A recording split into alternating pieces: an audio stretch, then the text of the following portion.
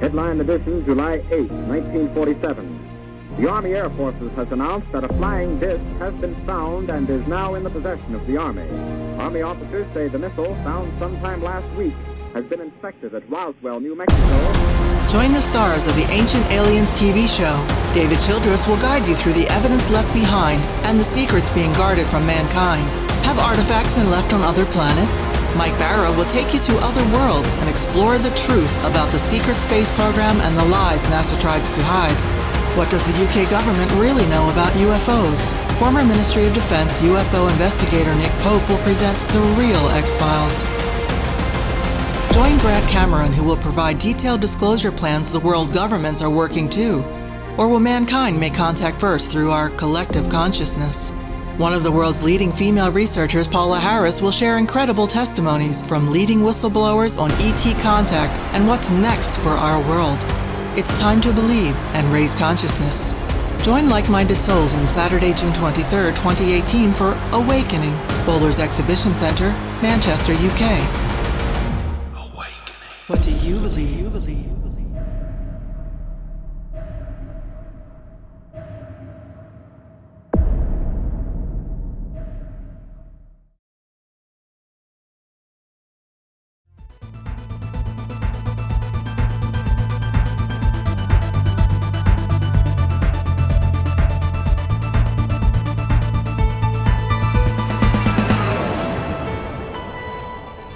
Broadcasting from the UK and across the world online. You're now watching The Moore Show and I'm your host, Kevin Moore.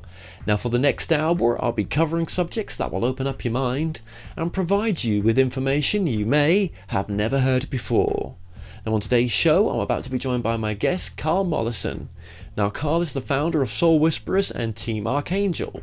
Now Karl is a trained and experienced psychic medium, clairvoyant and channeler. Now Karl has had an intuitive ability present all his life and has studied a number of modalities in regards to healing. Now Karl is also certified as a consulting hypnotist by the National Guild of Hypnotists, the world's oldest and largest hypnosis organization.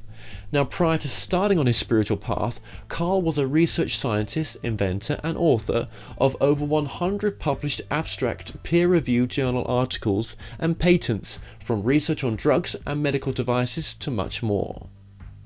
Karl Mollison, welcome to the show. Thank you. Delighted to be here, Kevin. I am touched that you're here, right? Because I think this is going to be a very profound interview.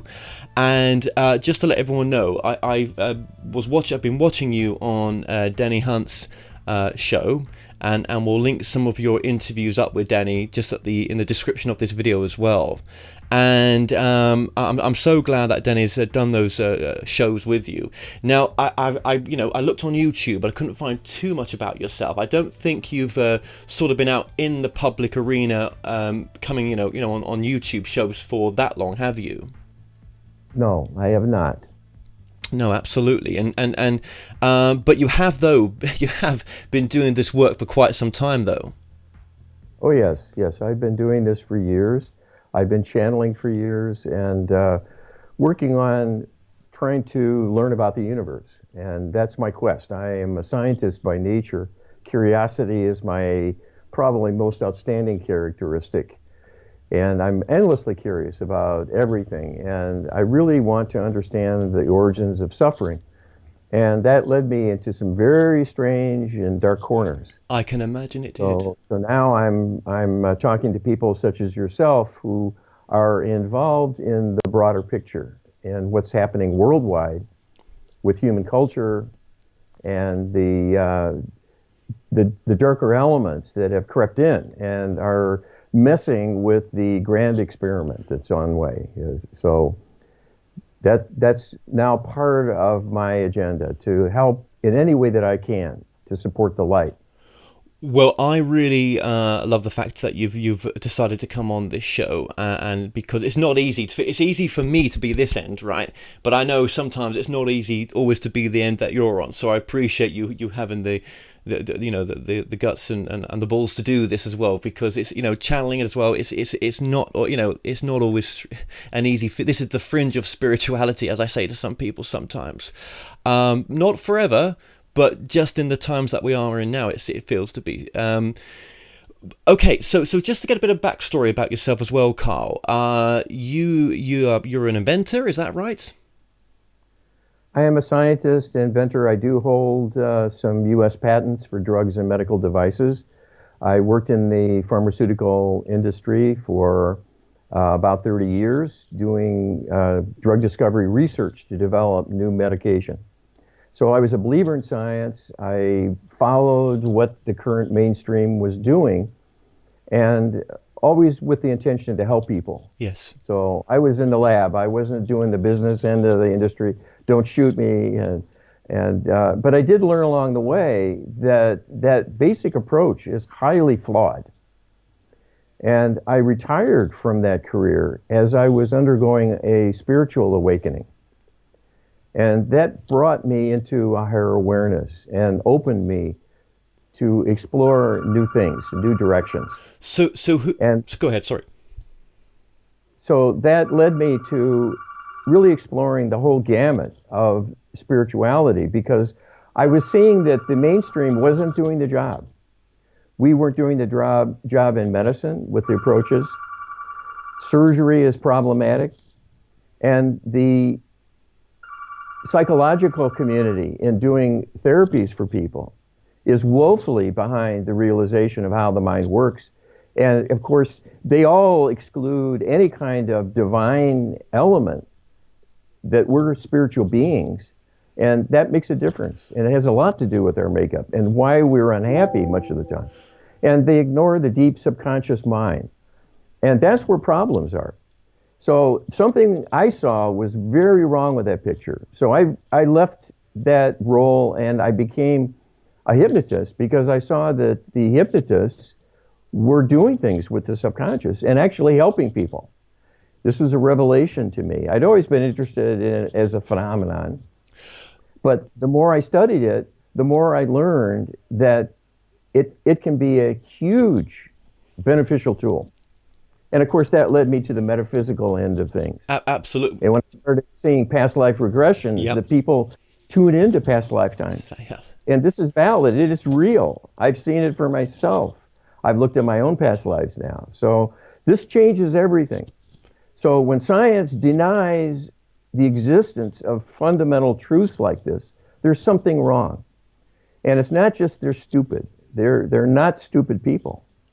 There is an active suppression, as it turns out, of many inquiries, many lines of endeavor and thought.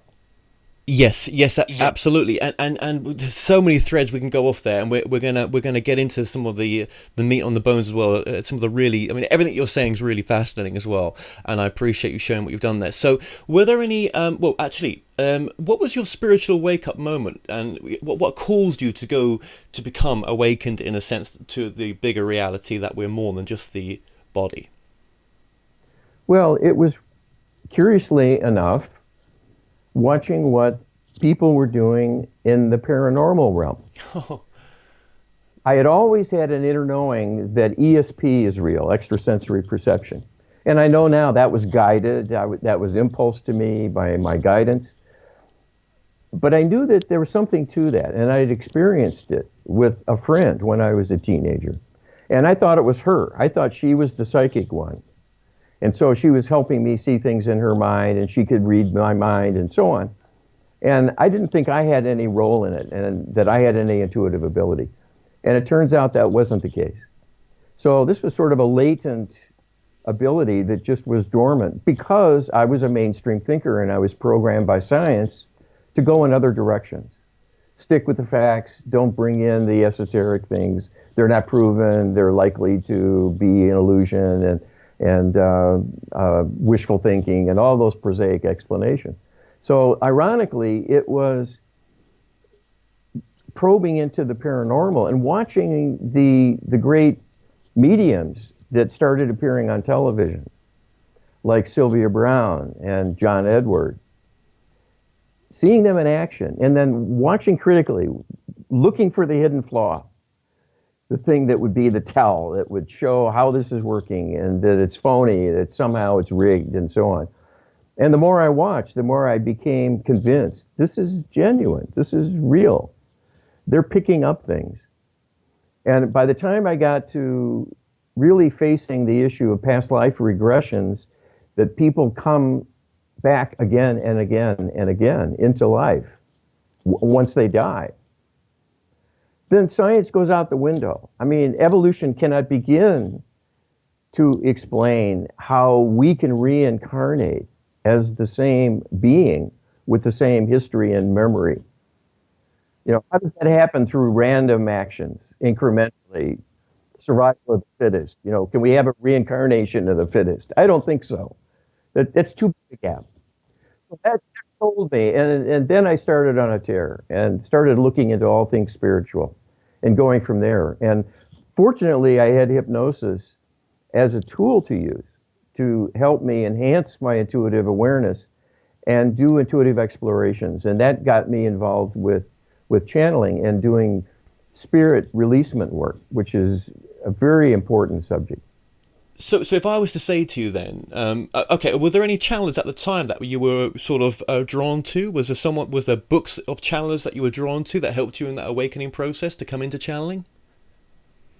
Well, I was encouraged by seeing what others were doing, let's put it that way.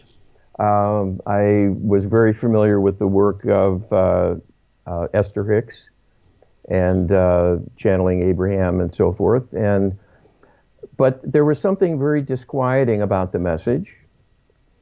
And at the time, I just sort of filed it away as, well, I don't know why this is, but it is. And this came to represent an issue I've seen again and again and again with channelers. And as I've really dived into the heart of the problems facing humanity to learn the backstory, how we got here, and what is really going on, it turns out that channeling hits a glass ceiling. It hits a limit. And that is imposed. So the interesting thing about the world is that the people who most of society would say are bizarre and flaky and have tinfoil hats and that sort of thing, they are the few who are escaping suppression of their thoughts. They're able to see a wider canvas and to think about the divine realm, to think about non-local consciousness and the intuitive reach, things that can be done with that, and to explore those things. And it's the same with the people interested in extraterrestrials. Those people are likely escaping the suppression. So the irony is the people of greatest threat to the darkness are the spiritual community and the extraterrestrial whistleblowers. The rest of the people they have in their pocket. They control the governments and the military. They control the intelligence agencies. They control all the institutions. They can't control the spiritual folks because they have a higher awareness. So what they do is try to corrupt all who reach out in that way. They come up on their radar screen and they will try to subvert them, misdirect them. And they will do this by trying to insert themselves into the discussion and then become the main go-to person or source for the channeler. And then the person is in their pocket too. They'll be going to their favorite being, light being, whoever that might be, whether it's an archangel or an ascended master or some just named being that they feel comfortable with. And they'll be led along. They're given lots and lots of spiritual wisdom, spiritual truth, lots of messages about love. So it all sounds good. But you can liken this to diplomacy.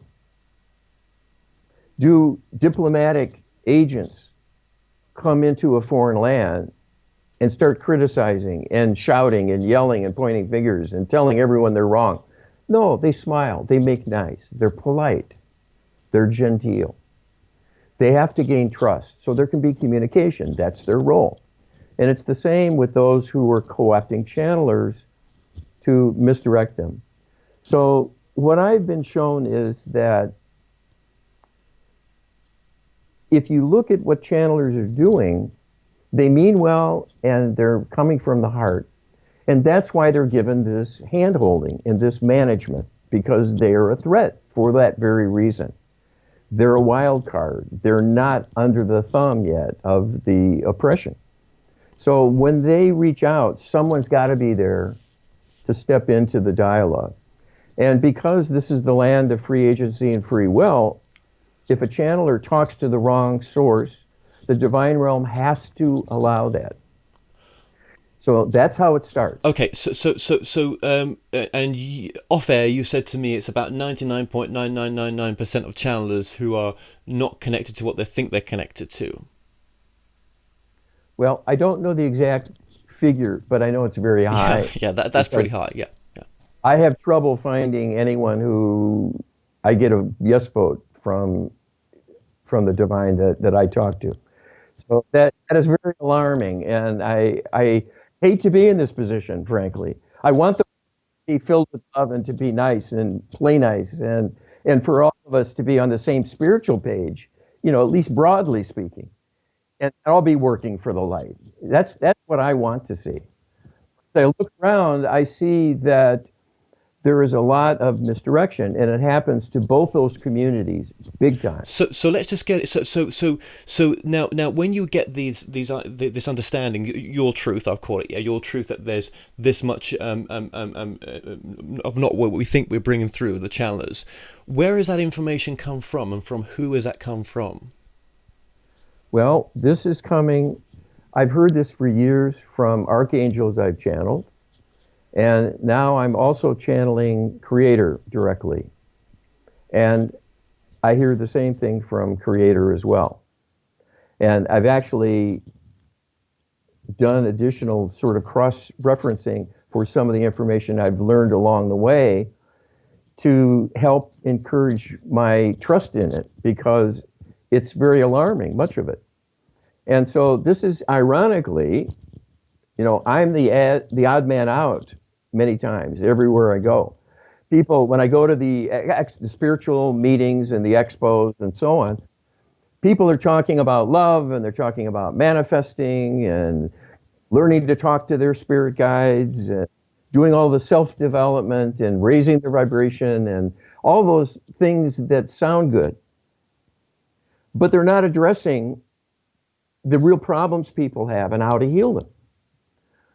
Say that to someone who is an alcoholic, someone who has a mental illness, someone whose life is a shambles. You can start giving them tutoring on how to manifest, but their problems are emotional, and they're in the deep subconscious level of the mind. They're belief systems. They have so many negative beliefs about who they are.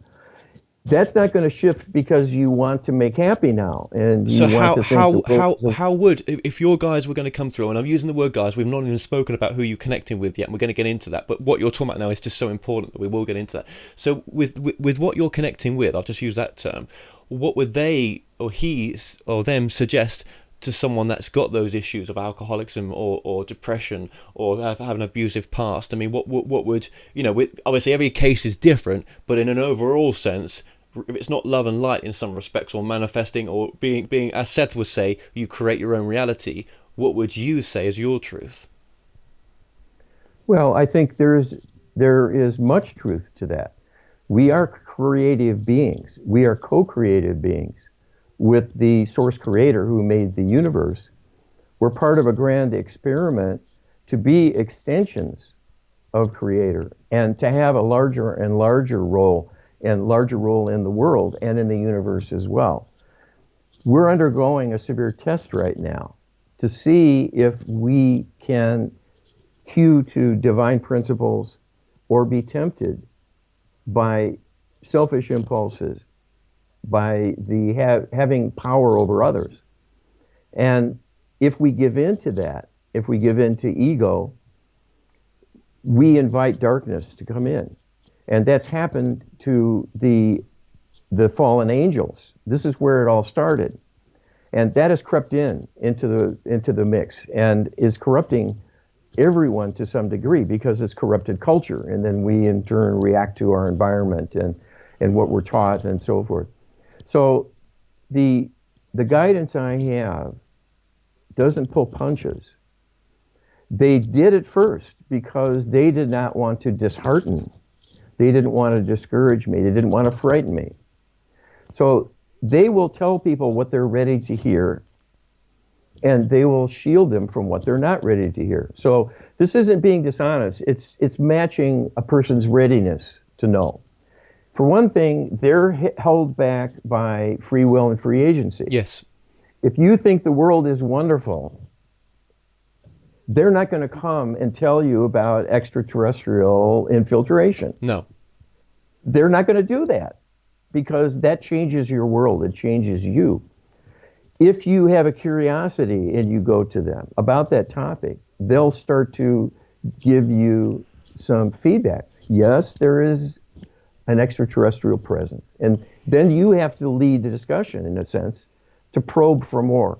I've been doing this for years and gradually gotten more and more of the picture. Yeah, absolutely. Yeah. So you're okay with me just going around all over the place here right now because in 51 minutes there's a shitload to get through in this work and it's difficult. So you want to try to get the most out of this. So it's really impressive what you're saying, and yes, I can understand being the odd one out. Talking this way right now is not an easy path to have taken, right? So I understand that, and I appreciate you coming on, right? Even though I don't agree with everything, and I'll get into that as well. That doesn't matter. This is your space to talk about what you feel is right and wrong. Yeah.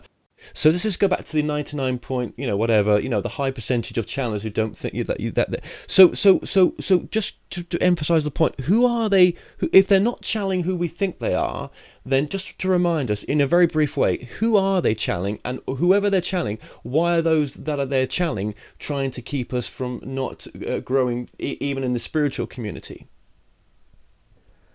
Well, there are a number of answers, and I can go into this at some length. We don't have time, but the basic problem is there is a need to suppress what the spiritual community is doing. The channelers in particular, they do not want these people to start bringing in real solutions. They know there's something to this divine force that's out there. They don't understand it themselves very well, and they're not capable of love. So we're talking about extraterrestrials first and foremost.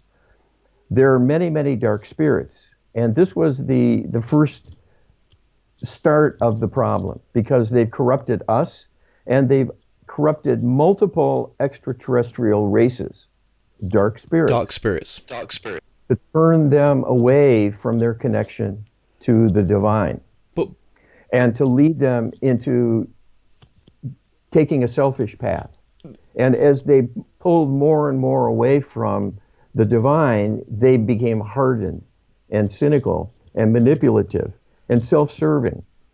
So there's a whole spectrum of consequences for that. And it's basically a disconnection from the higher self. That's what the dark spirits do. And the extraterrestrials have come in and deliberately manipulated our DNA to reinforce that. So we're all working with faulty equipment.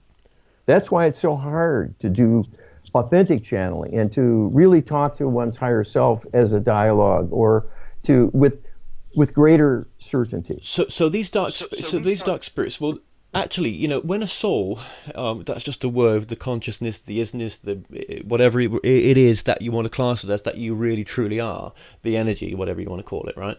When that carries on to wherever we go to, isn't it just, wouldn't you just then be aware of the greater reality that, okay, well, there is a greater reality, even bigger than what I thought there was, and therefore, whatever suppression that's happened on this level down here, it didn't really matter too much because you're back home anyway. That's a nice assumption, and it's true up to a point. The beings in the light are in bliss. They're very happy because they're out of the fray. They're out of the combat zone, which is the place we live in, this huge negativity that we're immersed in. As a light being, we're in love mode and we're talking with Creator directly, all of us. The problem is the human experiment, the divine human, free agency and free will. This, as it turns out, is a new paradigm in all of the universe. The other advanced civilizations do not have this privilege. They're on a short leash. They're very, very close still with Creator, and they do not waver. They do not have a total independence. This is something new, and if we mess it up, it will be the end of humanity. But not the end of the soul. So, well, the soul will live on, but we're going to have to start over and start from the beginning again to make this happen. And think about the many, many centuries we've been at this, trying to work our way out from under this suppression, which started hundreds of thousands of years ago. So this has been a very, very long. But what about what about the soul? What if before I come down here, I'm like, you know what? I really want to murder in this life. I want to feel what it's like to murder. Excuse me over there. Would you be okay to be my victim? Yeah, no problem. I'll be your victim because I'll get to feel what that's like, and you'll get to, my family will get to experience that. As a soul group, we're going to get to experience some wonderful feelings here that may not always be positive, but I'm desperate for that because where we are right now, it's just bliss. And, it would be nice to remember who I truly am, and I'll do that for you and everything else. So these will be called soul contracts. We'll just use these words right now because it may not be called that. And we're going to go downstairs and we're going to turn the light off and we're going to not remember, and then we've got a chance to remember through human experience with free will. So the murder doesn't even have to happen or whatever it may be. We read this in textbooks that's the way it may be. It's that there's lots of contracts and everything else because there's nothing better to do on a Saturday night. So, what about that angle? Well, there is a certain percentage of things that are done kind of as recreational endeavors. But for the most part, people are involved in real life and death healing work. So when things happen, like a murder done out of anger or envy or subjugation of another to take their stuff, whatever the motive might be, the law of karma mandates a rebalancing of that discord they created and put into the world. It will cycle back to them. And much of what we do as humans is contractual and agreed in advance, but to come back and undo the mistakes of the past. So we come back into similar family groups over and over to heal the last time we butted heads and caused harm to one another.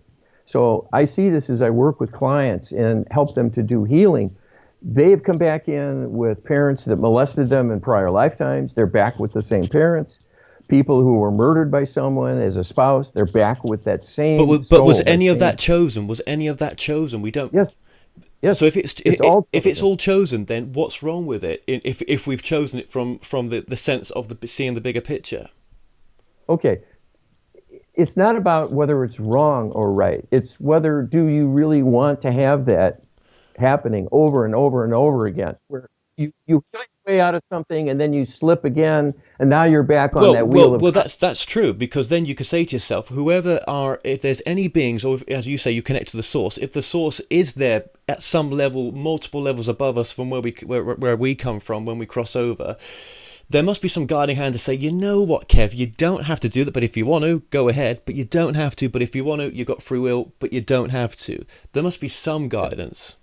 Yes, there is. There's always guidance. And we get guidance all along the way, down in the physical, from the higher self. That's what the conscience is. It's your higher self warning you, sending you a reminder, you don't have to do that. It's not such a good idea. But you can do with love. We're still here if you do it. You can do it. You can do it. We ignore guidance a lot. So then that comes into your work then, in the sense of, well then, if we're stuck on the karmic wheel, if the majority of the billions out there are stuck, not awakened as we are, that doesn't make us special at all, but we have to face the fact that we are different, we are awakened to a greater reality, and even the ability to channel, even if it's not what we think it is, there's still an ability to do something greater and to take that responsibility more than the people that are asleep, right? How long have we been at this? And why have we let ourselves go down that road? Now, you're saying well, I'm saying you're saying, you can tell me if I'm right or not, it's a combination between dark forces, suppressing us, DNA suppression from what we really could have been like. We could have been more awakened to our true connection, but that's been suppressed as well. Are we on a Groundhog Day?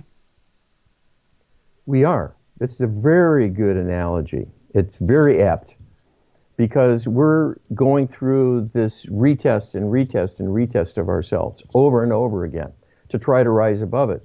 And what I'm told is the reason this has happened to us is that we have had some hand in it through things like you were illustrating before. Well, I wonder what it would be like to have that ultimate power over someone and snuff them out. I wonder what that would feel like. But the other person on the opposite end, what you did it to, was in the corner saying, I'll take it, I'll be the victim, because they wanted something out of it as much as what we wanted out of it. Okay, so the problem is when someone moves away from the divine, they start to lose that spiritual focus more and more. And it becomes a slippery slope. It's not easy to get back. So we flirted with darkness ourselves personally. And we've also been involved in civilizations that have fallen before we have. Some of the extraterrestrial civilizations are much older than the human one. And they turned dark much longer ago than we have been subjected to this. And we flirted with them. People have reincarnated in their civilizations and brought that karma back with them. And then they have come in here physically to interact with us within the earth plane. And this is all a giant test of the paradigm of the divine human. Will we prevail? Will we stand strong and not give in to the negativity and learn how to surmount it so that it becomes unthinkable to harm another person? Then we're going to be walking with the divine. And if we have free will and free agency, and we're truly acting as divine beings, we're going to be a force for good that can be a tremendous vehicle for expansion of possibilities. So instead of having one creator, we'll have billions of creators who know how to go about it and make it work and make it be successful and in alignment with love in all ways, at all levels. Right now, we're corrupted and we're in a very dark place. And the people we're interacting with, the spirits and the extraterrestrials, are much farther down that dark spiral. And they're going to drag us down there with them if we let that happen. Yet we would want to come straight back down here. We are so addicted to wanting to be here, wanting to be with our groups, our friends, our soul friends, our family, soul collective groups. We are so addicted, even to the point where we know there could be a great war at some point, but we just want to go back down because this is fucking amazing. Yeah, this is so addictive, right? Well, I'm not sure I would say it's addictive. People come here by choice, and this is not an easy place to be. Most beings do not want to come here. Well, you're not forced here, are you, though? Pardon me? You're not forced to come down here. No, we are volunteers. We're light workers, all of us. We're trying to stand up to a much more severe problem, the depravity of these dark extraterrestrial races who are in the physical and have been corrupted and are in worse shape because they're manipulating us, crossing all sorts of moral boundaries. And it's not just them. You mentioned dark entities as well, not just extraterrestrial entities that have darker forces with them. There's a whole there's the spiritual gamut and also this extra dimension. Okay, sorry to butt in here. I know. Thank you for letting me. I don't mean to be rude here. Okay, so okay, now. It's interesting. I've got to back you up here because it's interesting what you're saying. When I first started to channel, and I did it with I did it being chained up almost because I couldn't stand it. But I knew I had to do it. I remember what came through initially, just very briefly it came through, and it said there are dark forces out there. There is a dark force out there, and more of an ET presence. And it said that, and that was it. I blocked it because I didn't want to hear no more than that, right? You know, this was 2 years ago. So I always remember that, and it was like, it did say there was something dark out there. Now, just going back to channeling, listen, so Esther Hicks, we're going to name some names here. Let's just do it. If you don't feel uncomfortable, then just tell me to shut up, right? But Esther Hicks, you're not that favourable with that work. It doesn't resonate for you, but it does resonate for other people. So has her work been a great benefit to this planet with the people that it's helped get them to their next stage of where they need to get to, if she's being deceived? I think the work itself has much to commend it, and I've benefited from it directly. That's not the problem. It's not that the channelers are giving faulty information. If someone came through who was very dark and wanted to deliberately corrupt the spiritual message, the people themselves who are doing the channeling would recoil, and they would run away in horror because they'd see it in an instant. Because people are plugged in intuitively to the divine realm. We're spiritual beings, so we can tell the truth from the untruths up to a point. Where the problem is whether the messages are powerful enough and give enough detail to give us the answers that are needed. So here's one way to give a point of differentiation, where whether a channeler is tapped into the divine realm truly. Most channelers out there will not talk about God directly and will not recommend people partner with God. They won't go there. It's always something more nebulous. Reach out to the ultimate awareness, the universal awareness, reach out to source, and it's always the focus is on us. We have to do this. We have to do that. We have to raise our vibration. We have to learn how to be immersed in love and to share love and to spread love and so on. So those are useful ideas and concepts because this is what light beings do. But it leaves the divine realm out. And this is the test for us right now. This is the most important message I could ever give anyone.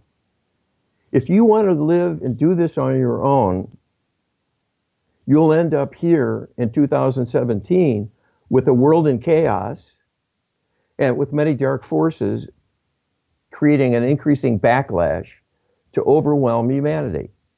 That's what it's gotten us, to do it on our own.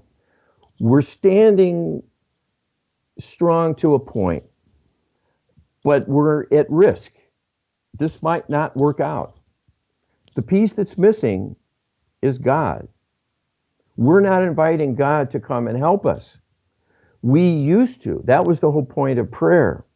We didn't do it very well. We didn't do it with a lot of interfaith, and that has problems. If you're not talking about God, you're not talking about the answer. It's that simple. And it's not a complicated endeavor. We don't have to go to divinity school. We don't have to study esoterica and spiritual lore from decades and years past. We just need to reach out honestly from the heart and ask the divine to partner with us.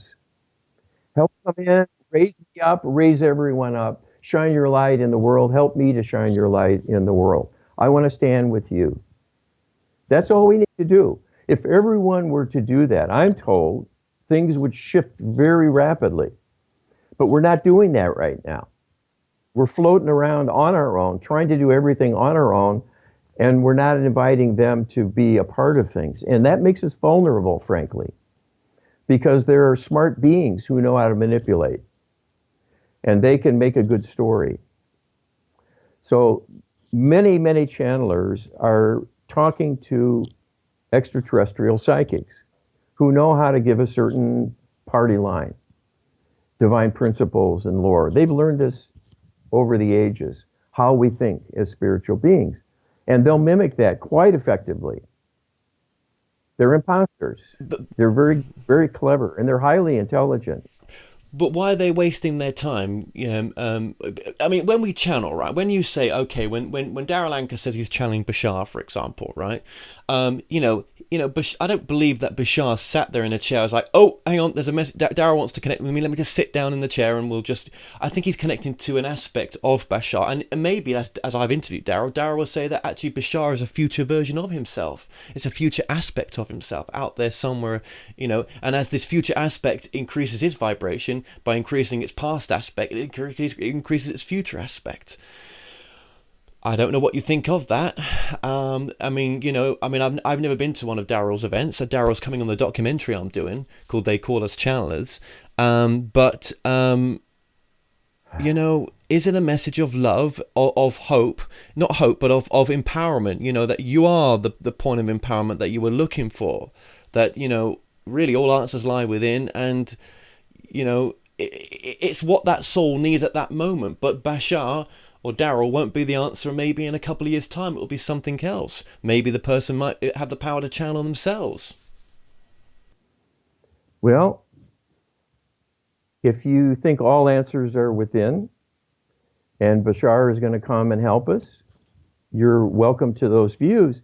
I'm not so sure, because I don't think the answers are within. I think our connection within to the divine is critical. But we need to have a connection, and we need to reinforce that and do it on a regular basis. And that's the piece that's missing. But that's what I mean. I'm talking about connecting to within, and as you say, by connecting, maybe I'm going to personify your words now, connecting within, is connecting to higher dimensions of yourself, and then eventually, that is the word God there somewhere. There is the God aspect somewhere. But I've decided with this documentary, I've decided a few days ago, when I was speaking to my producer, I don't want to do the normal documentary. It's like, okay, let's start channeling now, and tell us about why we're here, the nature of of what we think it's about, and where you're coming from and all this. I really want to go much deeper than that. I think, from my own understanding and my truth, there's actually another framework of reality, another framework that's not being allowed to come in. And this framework is bigger than the answers that we've got so far. That's not taking away or disowning people's work and saying that their work's not timeless, because at the level that the person was at the time that they was in the presence of those books, that's exactly what they needed, right? I'm saying what we think we know, this is all an illusion. It's not what we think it is. And there's an illusion beyond an illusion here going on. And there's a different framework. There's a framework much higher than this. Now, I wouldn't be talking about that and putting this in a documentary if the time wasn't right now for that framework to become aware. Now, if that's a false framework and I go back home and it's like, you know what, Kev, you've spread that message all those years about this different framework. You did the documentary, that you went on to do a life where you went to do all these tours and everything, and you talked about this. You actually got it wrong, but you was allowed to be deluded. That was okay. I mean, would I, think, because I've been thinking this to myself, what if I'm deluding myself that there's another framework? But I just don't want to do the normal channeling movie. I want to approach these channelers to show them as well what's possible for them, that there's much, much higher information to be gained than what they're doing, yeah? But also that there is something else and it hasn't come through yet. So when you say, God is what's beyond God? What is beyond that understanding? Is there something beyond God? Is there something bigger than we've even can figure out or have been ready to figure out? And is there something beyond, as you talked about, you said about, past lives, future lives. What about if it's not even that? What about if it's infinitive number of lives that we're living? And I used the word Groundhog Day before. What if the only life we've ever had is this life, but we're deluded to think that it was more, that actually our past lives, we have future lives, past lives, but it's actually this life that we're reliving again and again and again and again. So I'm saying, what if there's another framework? Well, I think you're absolutely correct, and I can speak to that at some length, because I've gone down the same sort of thought process and probed considerably into this big picture. So I can tell you that there is something beyond Creator. The Creator was created. The universe has been created multiple times. We've gone through this before. This is the true meaning of old soul, that many of us were in existence prior to the entire universe that we inhabit. But what I come back to is, when you're lying in the street hemorrhaging, do you want someone to come up and teach you about reincarnation and tell you, well, don't worry, you're going to be back and you're immortal and so on? We're here experiencing real pain. And what I've been told by the light is nothing is wasted. We're here to learn about this and to rise above it. We're here to rise above the temptations and the foibles and to get really good at being spiritual and do it on our own. And not always have a parent there holding our hand and pointing out our choices for us and hinting, well, you might want to give some of that candy to your friend. You know, that's the nice thing to do. When you're on your own, it's different. And that's the experiment going on right now. If we don't pass the test, we'll still go on as soul-based beings. But we're going to have to start over. And it would be better to succeed in this go-round than have to restart everything and start from scratch and go through the same series of difficulties, because that's likely to happen.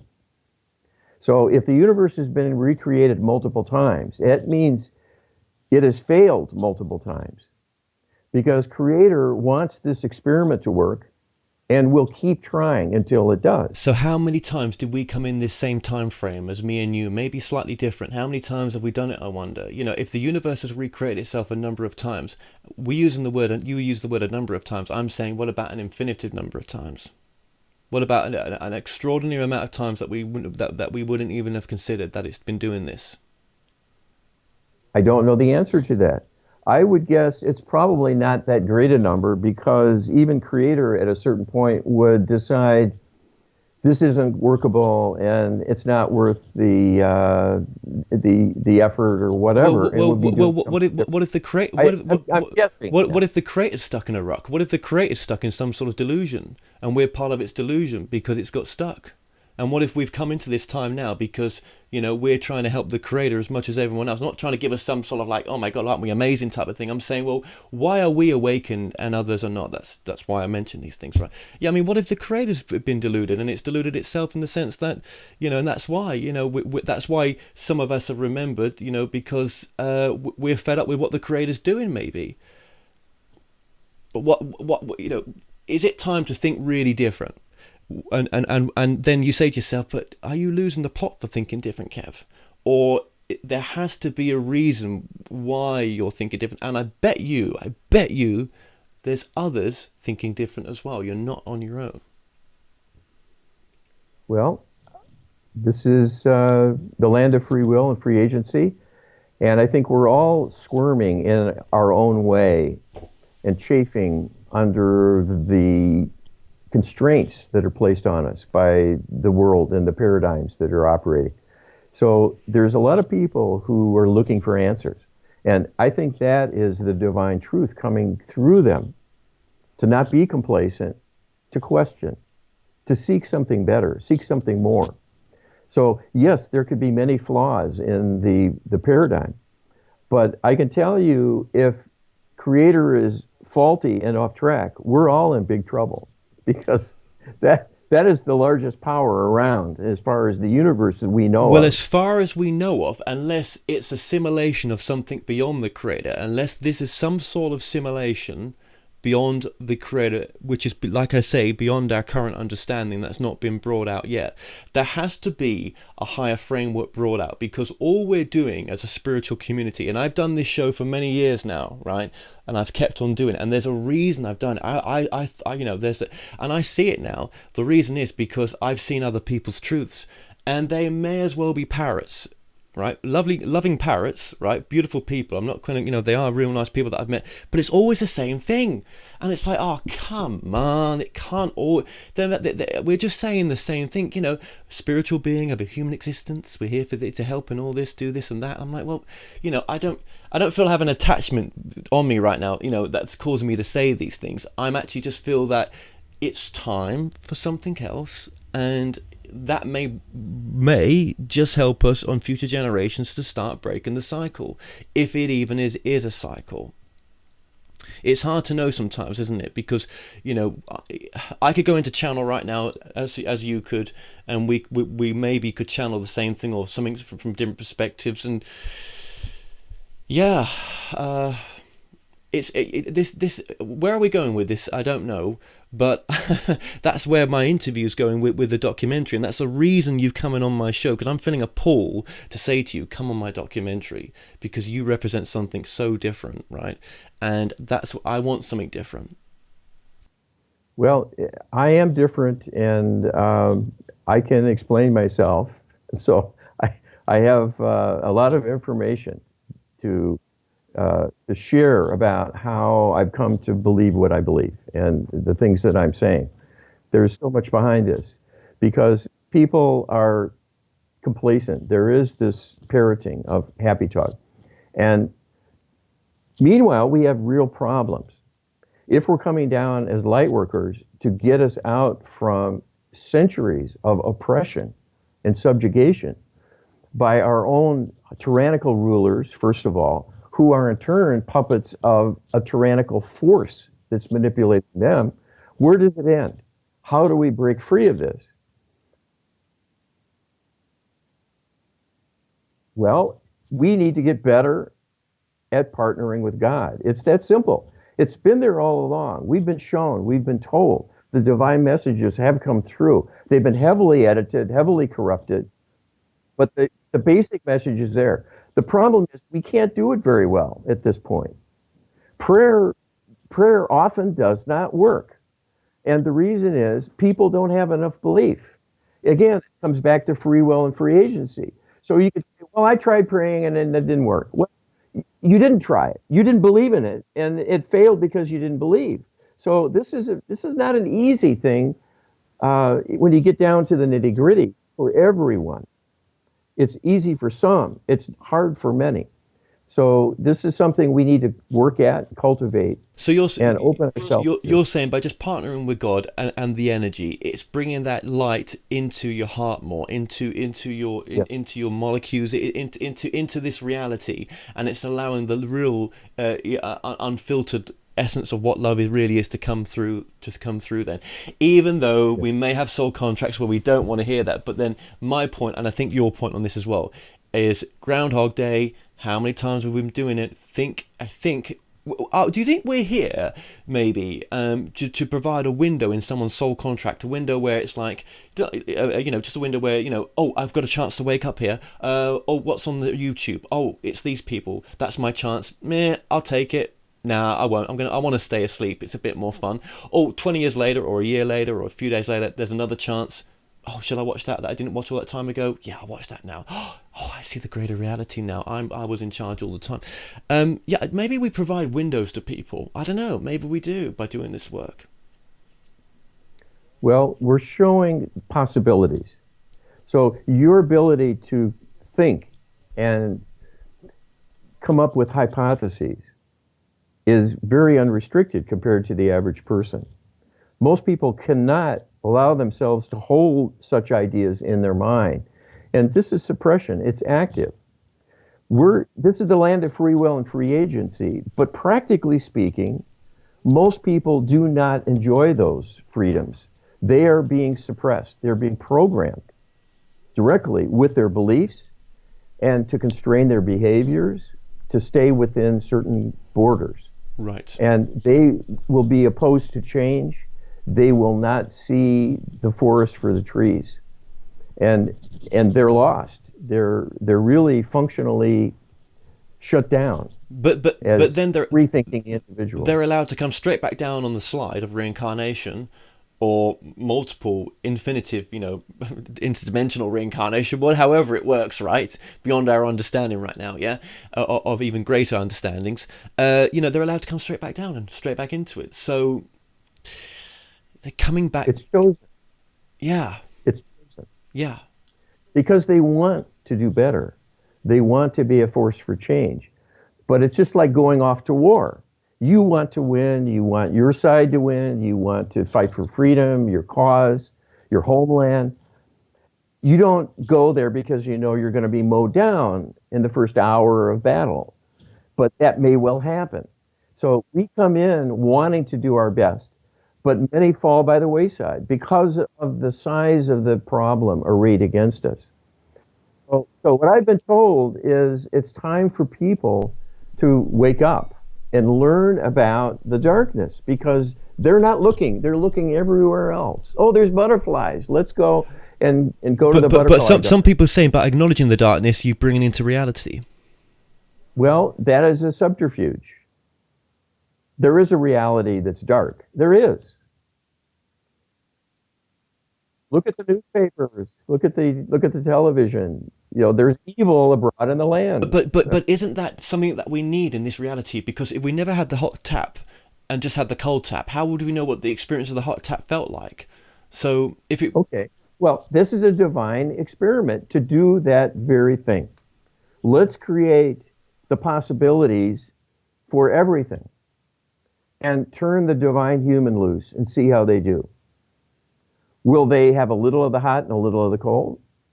Or will they really like the hot and overdo it and get scalded and maybe fatally? This is our choice. We're given these ranges of options, and they're unlimited, except we have a physical container that does restrict us at the moment. In light being mode, we have much more power. And as free agents in light being mode, we can do so much more than we can do here as physical beings. But this is the testing ground to learn about negativity. So why is God wanting to learn about itself? Why is God, if we are an aspect of God, I know you've not said that, but if we are, and we're an aspect of the light, yeah, coming here in this physical form, why the hell is God wanting to experience this for? Why is it, and if it is to know itself, well, why does it need to know itself in this aspect? Why did it not know itself in the aspect it's in if it's all is? Well, that's a good question. It's a deep question.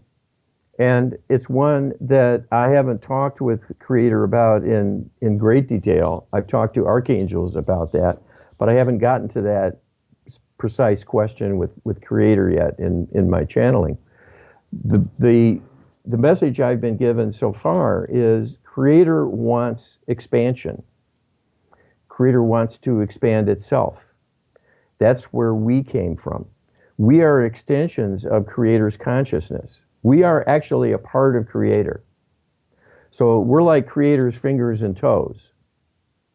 And that's why we're all valued and we're all wanted and we're all supported. The ability to live, to breathe, to have a heartbeat is coming from God directly. It's the only reason you're alive. If that force is taken away, you're gone. And you can snuff it out too. You can choose to leave and leave the body and exit. But that is there through a divine act of creation. So we're an experiment of creators to experience this kind of duality where all things are possible and learn our way along and see if we can stay on a divine path and cultivate the divine perspective out on our own, much as children being launched and leaving the nest. So, well, I wonder, beyond the creator, beyond the idea of a creator, if it's trying to know itself in this form, what did it forget? Why did it need to do that? And who left the creator? Or did it leave its true nature of reality where it came from for it to know itself in this sense? And maybe is there an illusion beyond the creator? I'm sure there is. I'm sure that there's an illusion somewhere here. Someone's alluding. I mean, this illusion feels very, very real. I mean, like I've said before in other interviews, you hit me over the head by a 2x4. This holodeck's going to make me feel it, right? But there is I've still got that notion, even talking to you, there's something beyond our understanding that is very diluted in this whole nature of reality that we've got right now. And to know that, or even be thinking that, there has to be something. Yeah. Well, these are very interesting questions. Yeah. I'm a pragmatic person. Of course. I'm here Of in the course. physical, Of course. and I deal with flesh and blood people Well, this is who a good point. Now, that's a really good point you're making, because now, if I'm so going to include that in we the, have to make the best world we can, yes, and yes, that's what I'm about. yes. Now yeah. Now, this is the duality of it. This is the paradox of me talking like this, because where the hell does that talk of the illusion of God having an illusion, or something beyond that God, help us in the present moment now of someone's deep dark pain that they're going through? Well, then I'll never. There's no point doing the documentary. There's no point asking those questions. There is no point in nothing except for sticking with the very small mind, the very tiny subjects, because that's what I'm going through now. But I just can't do that. So I say to myself, right, I'm going to do this based on these higher ideas, and I just hope that I'm keeping it to someone's present moment where it's going to help them. So I understand what you're saying. I validate what you're saying, but what you say by people saying that is like, well, there's just no point exploring it really. And then I think to myself, no, you're right, but then why? But then if no one's going to explore it, then we're just going to be stuck where we're at, aren't we? Well, the question is how much that knowledge will help us in a practical sense. But I'm open. If you want to put down some deep questions, I would be happy to do a channeling and send you the information. And maybe we can shed light on the questions you're raising. Maybe we put that in the documentary. The world, yes, that could be another thing too. You can come up with whatever questions you like, and we'll see what creator will share with you. But I have asked, for example, because many have posited this in the scientific community, that we're living in this holographic universe, that this is just all a projection, it's all an illusion. And maybe it's just something in the mind of God, and it's like a TV screen, and we're just on the screen, and we think we're real, and we think we're alive, and all that, and it's maybe just a projection of thought, and so on. Yes. So I asked Creator this question, and I was told that viewpoint sells Creator short, because it is not so. This is real. It's very, very real. This is flesh and blood real, life and death real. We're not just a projection of Creator's thought. This is a reality where consciousness impinges on the physical matter that's a part of creation and is making things take place. So it all comes from consciousness. That is true. But when you're in the physical, you're in a physical realm with physical principles, and there is consciousness driving that and supporting that and continuing to create that. Yes, but it's real. You will bleed if you are cut. So absolutely, and thank you so much for this. And I know a lot of people watching this right now is like, no, ask that question or go deeper, but we can't. No, I really appreciate what you're saying, right? So when I channel, I'm gonna just say me, right, because I want to represent the other people that are channeling that are gonna think the same way. How do I know that I'm not channeling some delusional entity that's portraying it? Because every time I do channel, I'm just only saying this, it's always had my best interest, right? Not that I've listened all the time, right? And it only seems to want to come from love, and it's helpful. It's helpful. If I'm going to go along with what you're saying, and I do. Well, I may as well just stop, because I'm not good enough then. I'm because you're saying that what you've brought through says it's that much. Well, how then? Then I'm only gonna, if I do you know what I mean? It's a bit of a paradox, isn't it? I know what you mean. This is a problem, and I don't want to be the traffic cop here. I don't want to be someone trying to vet channelers and say who's good, who's bad, and so on. I don't want that role. I have to speak the truth when I'm asked direct questions to a certain extent. I don't want to name names for that reason. I don't want to spoil someone else's party. I really don't, because they are doing good things up to the level that they're functioning. So there's no reason to squash it, quelch it, and so on. It's just that, is it going to be enough? So one example I've been told directly from the light is, when the ETs bring down a reign of terror on humanity, love thy neighbor will not be enough. So think about that. There's more to learn, more to know about the menace that's abroad in the land. And if you don't address that, if you're not working on it, you're just marking time, and you're going to be among the sheep that are being herded here and there, and the wolves are coming. But surely we've not had mass contact, because it must take a highly spiritually advanced races, or some race in charge of the lower ones as well, to not interfere with that on a one-to-one that's land on the White House lawn. It takes a highly spiritual advanced race not to just land on the White House lawn. It's a bit like the Star Trek. You do not get involved in other people's culture directly. But I guess you could say then, but by indirectly doing it this way, it's very sneaky, isn't it? By the other way. But do you know what I mean? If for me, I've always said in interviews, they're not going to land unless we raise our vibration. Then there may be more awareness that they're out there. But the people that talk about UFOs, they'll always be on the one flew over the cuckoo's nest, in a sense, to be talking about it, because that's part of the the idea of keeping the veil there, in a sense. By I'm not using I can't think of the right word right now, but. Do you know what I mean? It's Yes, this has multiple layers to it. The problem is that the irony is that Creator has created a hands-off policy around Earth plane. The benevolent ETs are not allowed to come right now, because that will tip the balance. Right. If we're rescued by someone who's bigger and smarter, they become the gods. We've not learned our lessons fully. We've not been the victors. They become the gods. We've been bailed out. Yeah, we lose our power. Yeah. That's right. So they're not allowed to come in. And also, they don't want to come here because they're all higher vibrational.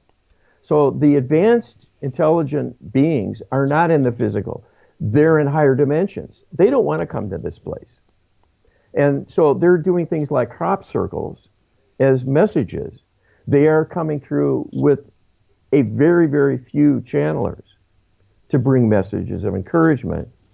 But it's the same problem as divine channeling, being able to reach that level.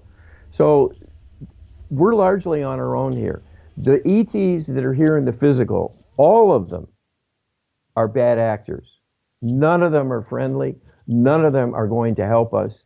They are going to infiltrate. They're going to come forward with a message. The whole disclosure movement is a propaganda campaign to come out of the closet and then get everyone to befriend them. So they're going to come in and say, look, you guys aren't running things. You can't handle your own world. We know how to do this. We've already graduated from those levels. Have you noticed that? Have you noticed that in the disclosure movement, how some people are coming forward to say that they've had first direct hand contact with they've lived on other planets and they've come back here and everything else. And when you say to yourself, my discernment meter's going off here a little bit, there's something not right. It may be because they're not lying, and it may not be they actually feel this is the truth reality. But what you're saying, what you're saying is really interesting. What you're saying is really interesting. That actually they're being lied to by forces beyond them, that they've been taken over. Exactly. That is what is happening. So after years of mind control to make us reject the whole idea of extraterrestrials, run the other way, try to get a story about UFOs in the media these days, it almost doesn't happen because they're controlled to disregard those things. This is going to change. So this is what I've been told is the current plan. They're going to use the disclosure movement to be the point of the spear. And the ETs are going to come forward, and they've been working with governments for decades and decades. They're working primarily with the U.S. government and in a cooperative program up to a point.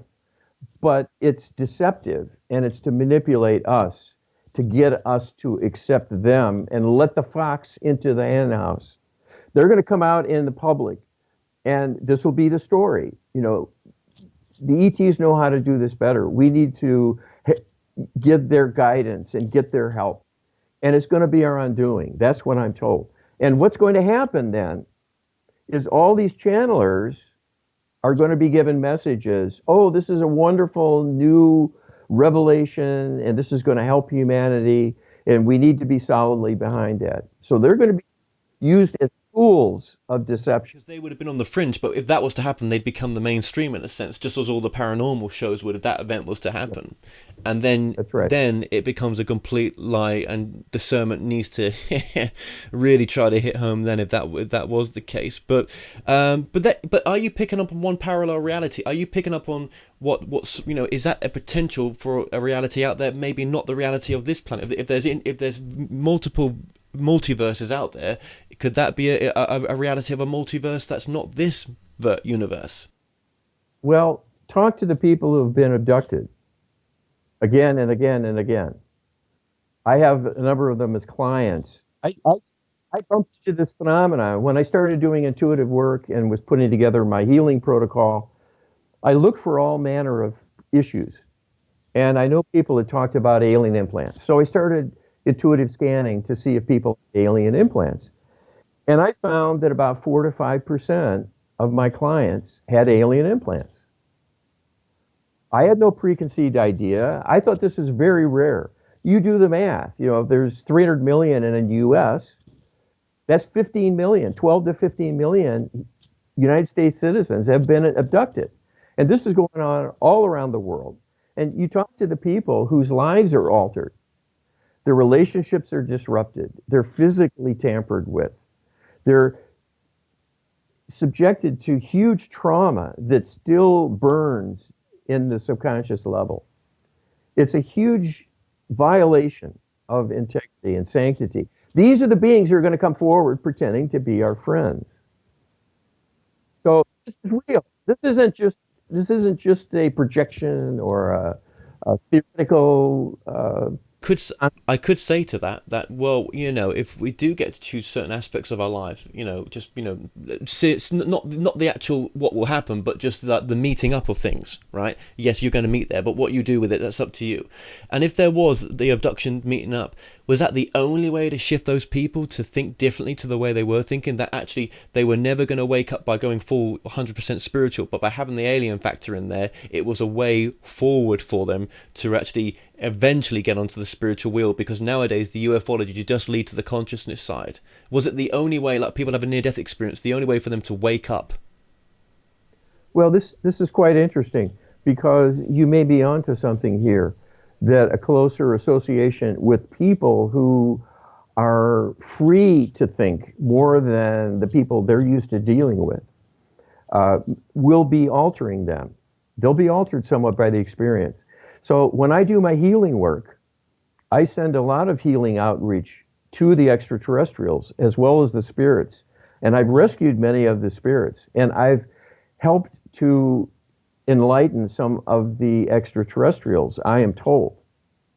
So this is the answer for them. And in fact, if we raise up the dark spirits and the extraterrestrials, we're going to be healed as a consequence, because healing the perpetrator is the best way to heal the victim.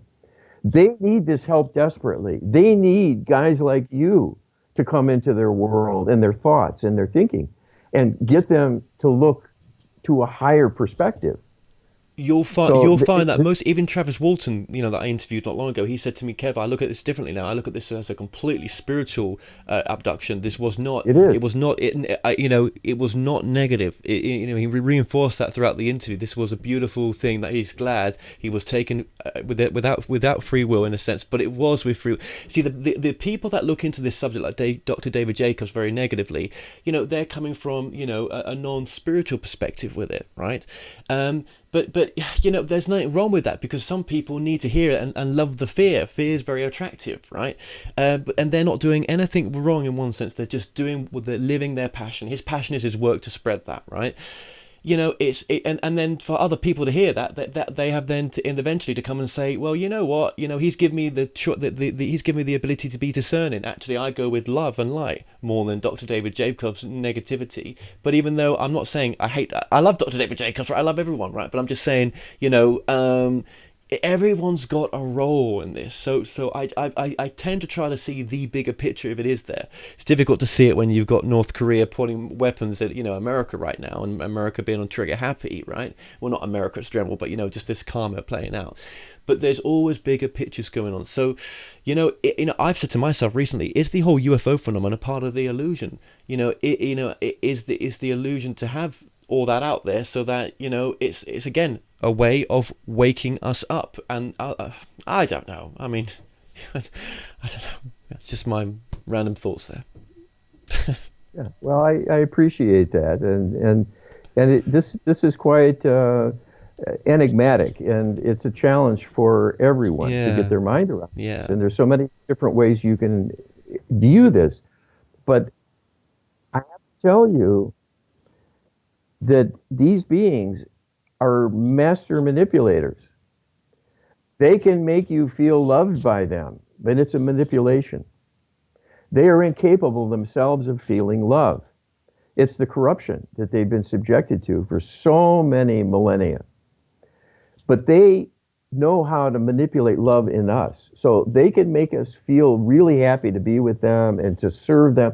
This is one of the subterfuges they use. They get you to agree to work for them because they'll tell you, oh, you had this huge global warming problem, and we're working on this behind the scenes, and we need some human volunteers to help. Will you be a part of this? Well, who would say no if you're able to save the planet?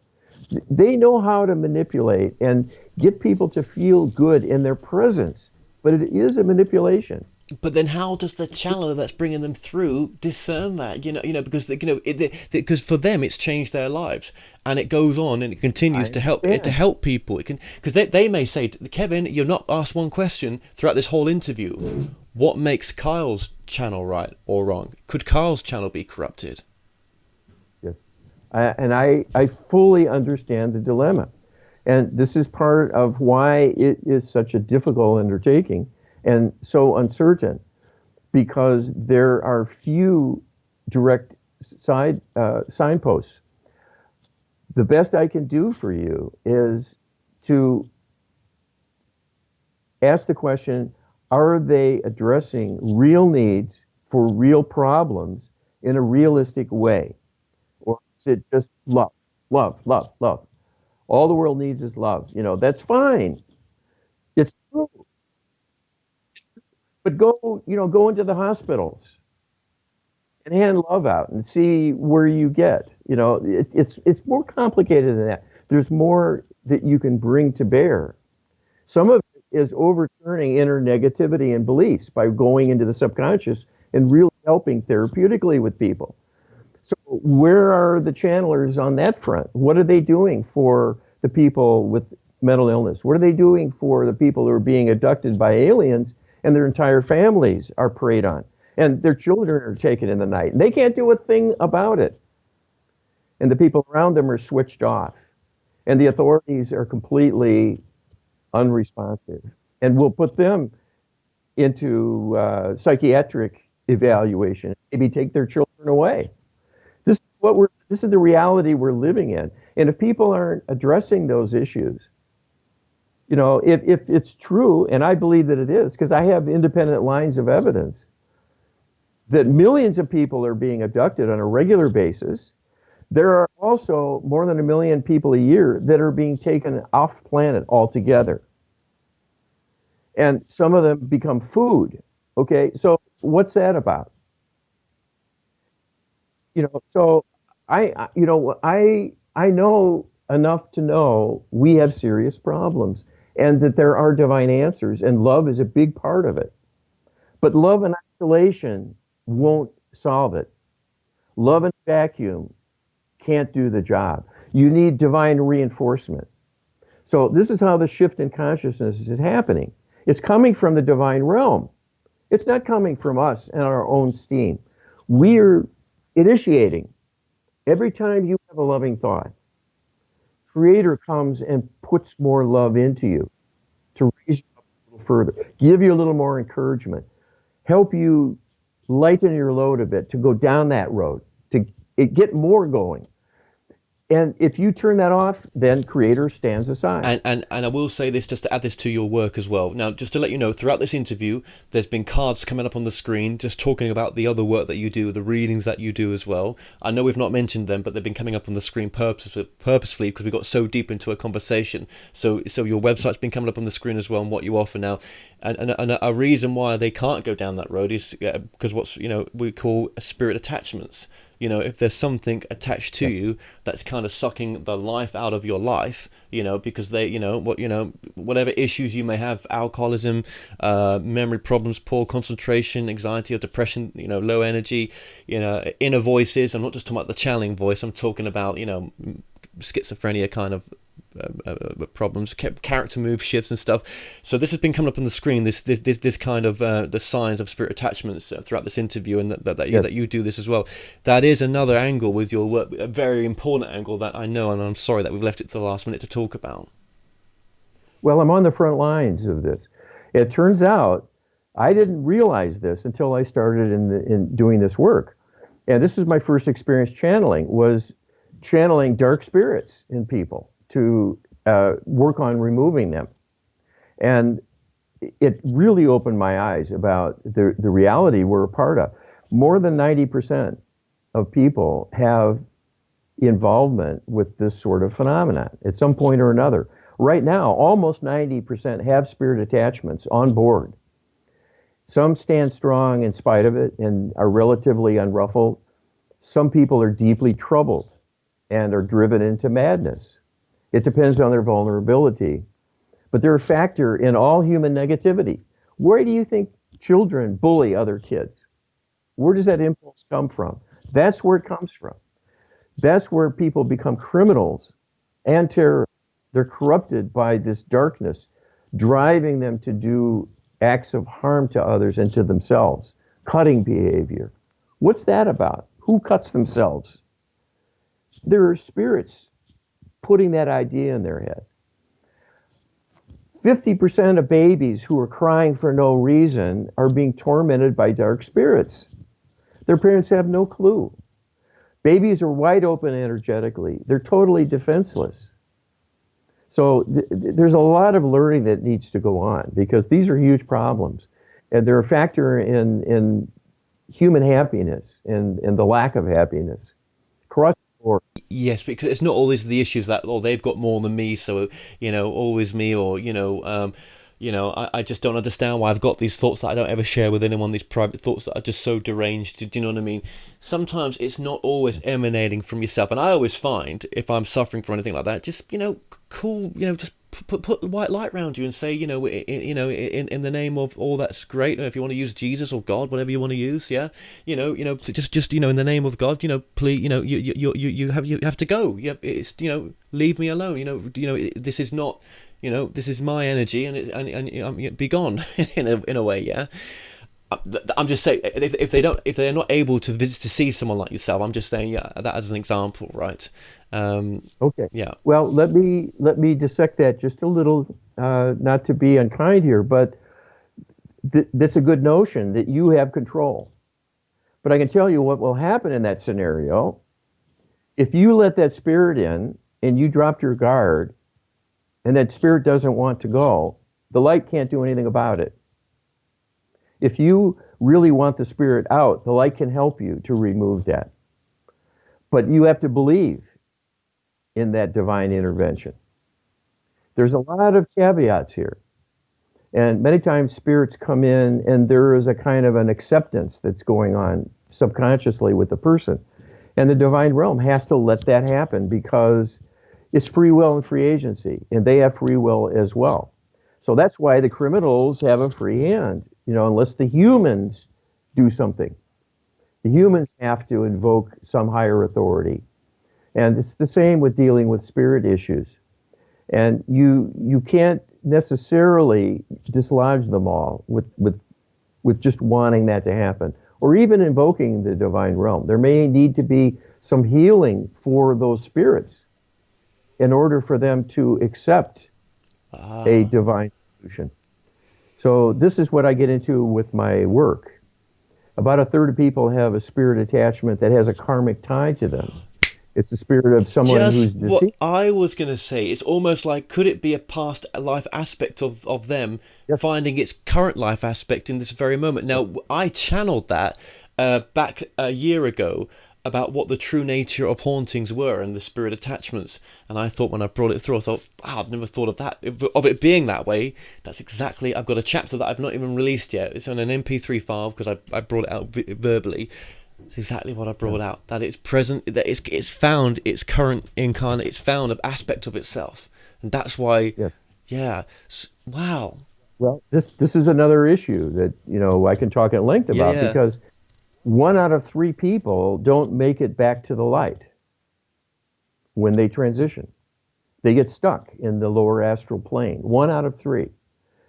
And this is a huge dilemma for them. And they're often tormented in the bargain. So this is a terrible state of affairs. And it's a lack of readiness. People aren't thinking about the Almighty and preparing themselves, wanting to return to the fold and go back to God. They're not thinking about it. And that can leave them floundering. And, and, and so people still have a soul up in the light, and they can reincarnate again.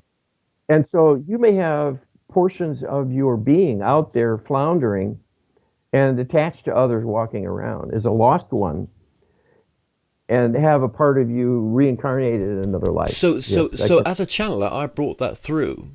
Now,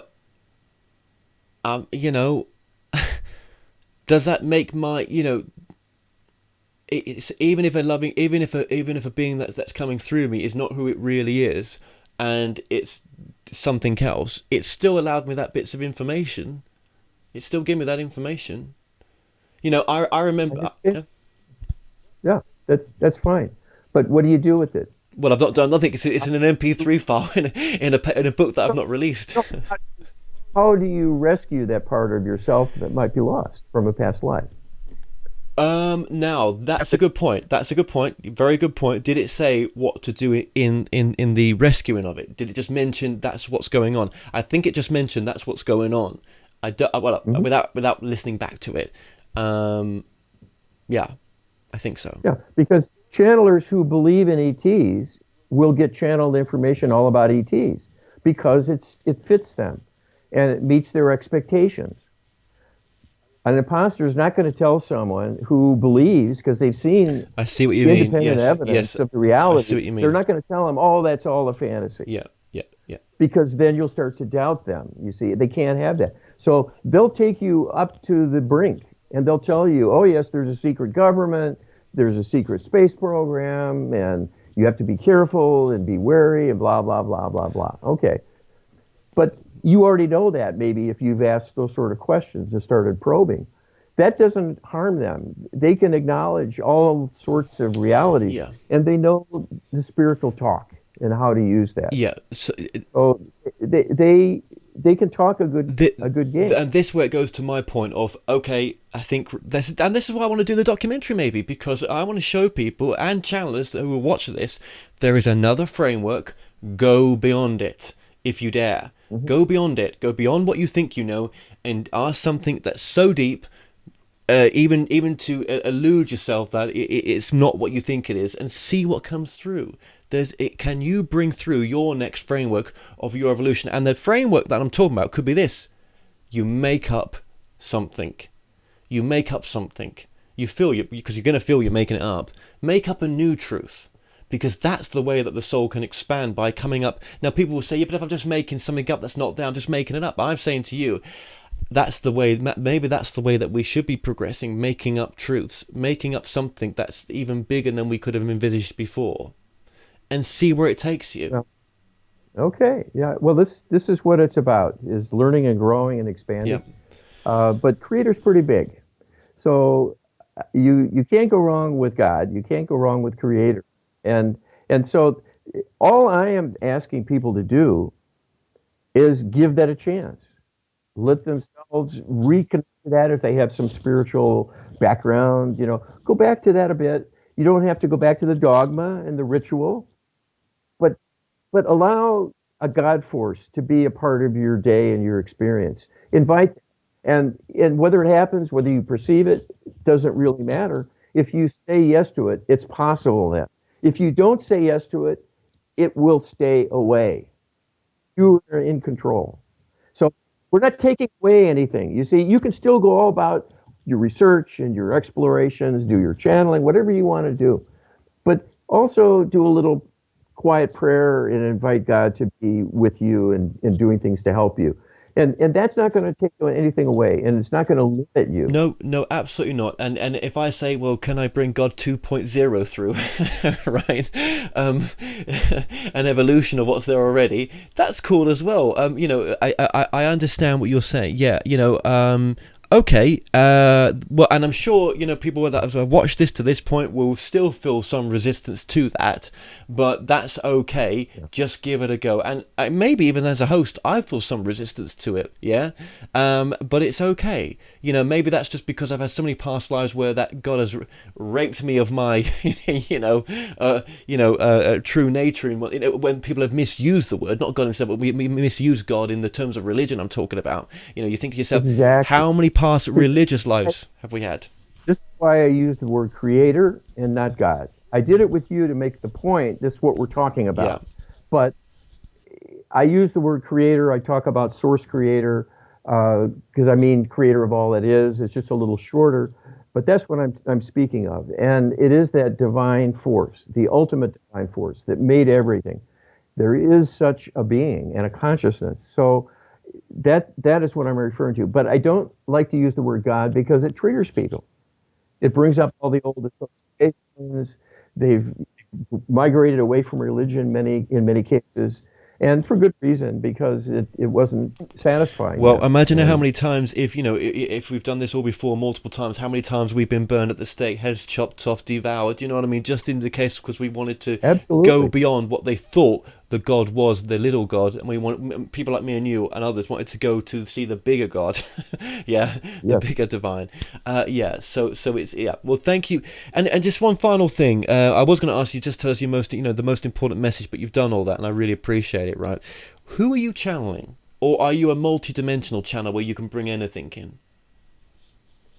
I am multidimensional. I do lots of work now channeling light beings in the light, humans who have passed on.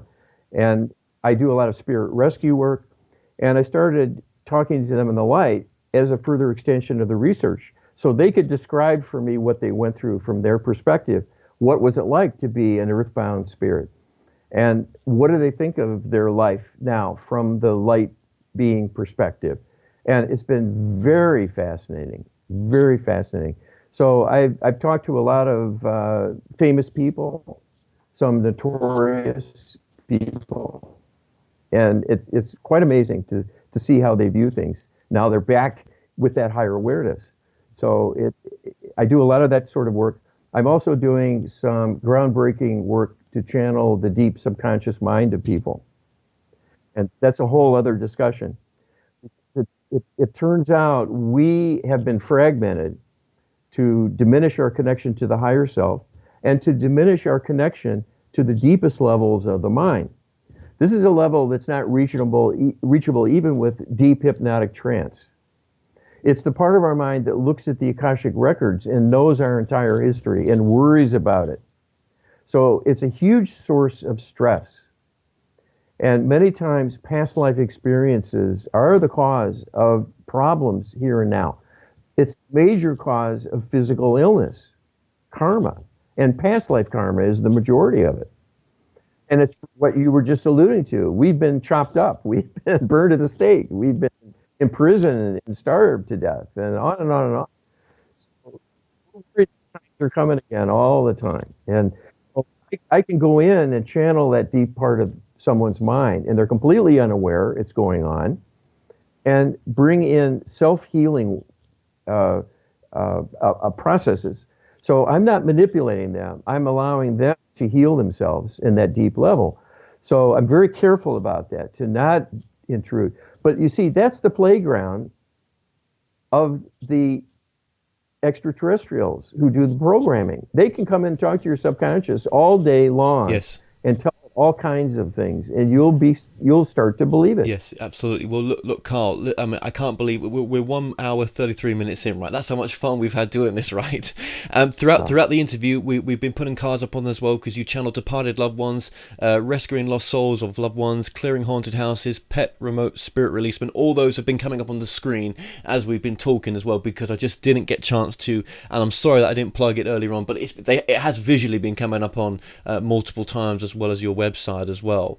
And just your website is teamarchangel.com. Excellent. Okay, well, that's been appearing as a lower third throughout this interview multiple times as well.